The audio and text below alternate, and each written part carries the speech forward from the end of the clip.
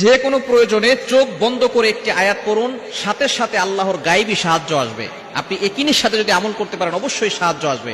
এটা তাফসিরের রুহুল মাআনির ভিতরে এসেছে, 11 নম্বর খণ্ডের 54 নম্বর পৃষ্ঠায় রয়েছে। খুবই চমৎকার একটি আয়াতের কথা, যে আয়াতের মাধ্যমে আল্লাহ পাক রব্বুল আলামিন সাথে সাথে আপনার জন্য গায়েবী সাহায্য পাঠাবে। ইমাম মুহাম্মদ ইবনে কাব রাহমাতুল্লাহ আলাইহি তিনি বলেছেন, একবার এক কাফেলা ব্যবসায়িক বাণিজ্যের জন্য তারা এক জায়গা থেকে অন্য জায়গায় যাচ্ছিলেন। হঠাৎ করে মরুভূমির মাঝখানে তাদের এক সৈন্য, একজন সহপাঠী, একজন সঙ্গী, তিনি উটের পিঠ থেকে পড়ে তার হাড্ডি এমন ভাবে ব্যথা পেয়েছে যে তিনি আর উঠতে পারছেন না।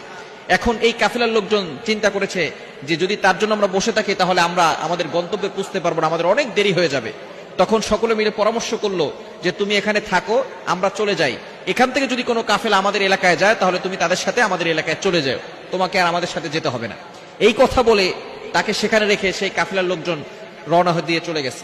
কিন্তু আস্তে আস্তে করে সেখানে তিনি আর নড়তে চড়তে পারতেছেন না, কোনো লোকজন আসতেছে না।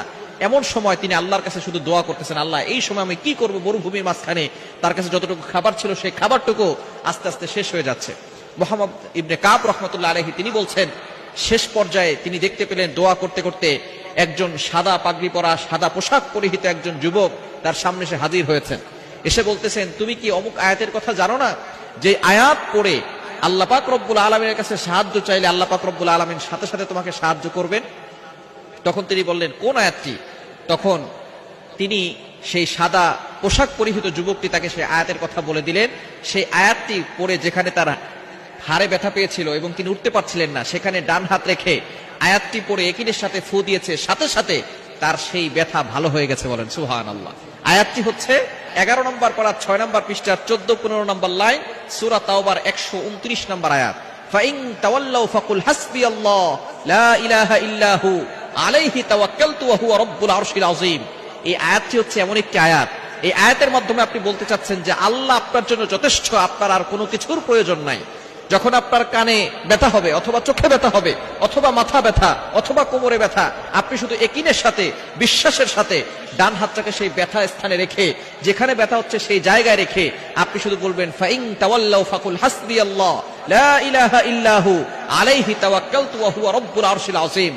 ইয়াকিনের সাথে যদি আপনি আমল করতে পারেন অবশ্যই অবশ্যই আল্লাহ আপনাকে শিফা দান করবেন এবং আপনি বিপদে আল্লাহর কাছ থেকে সাহায্য পাবেন, গায়েবী ভাবে আপনার কাছে সাহায্য আসবে। এজন্য বিপদে পড়লে হতাশ হয়ে যাবেন না, আল্লাহর উপরে ভরসা রাখবেন। যে কোনো প্রয়োজনে, যে কোনো বিপদে আপনি সূরা তাওবার 129 নম্বর আয়াত সর্বশেষ আয়াতের আমলটি করতে পারেন। আল্লাহ পাক রব্বুল আলামিন জানিয়ে দিয়েছেন, এই আয়াতের আমল যারা করবে এবং আল্লাহর প্রতি ঈমান থাকবে, বিশ্বাস থাকবে, ওই ব্যক্তিকে কারো কাছে মাথা নত করতে হবে না। আল্লাহ পাক রব্বুল আলামিন সব জায়গায় বিপদ থেকে তাকে উদ্ধার করে দিবেন। আল্লাহ পাক রব্বুল আলামিন তাকে সম্মানের সহিত তার মাথাটাকে উঁচু করে দিবেন। এজন্য সূরা তাওবার সর্বশেষ আয়াত 129 নম্বর আয়াত 11 নম্বর পারা 6 নম্বর পৃষ্ঠার 14-15 নম্বর লাইনে রয়েছে। এই আয়াতের আমলটি আপনি বিপদে পড়লেই পড়বেন, দেখবেন আল্লাহ পাক রব্বুল আলামিনের সাহায্য আপনি অতি দ্রুত পেয়ে যাবেন।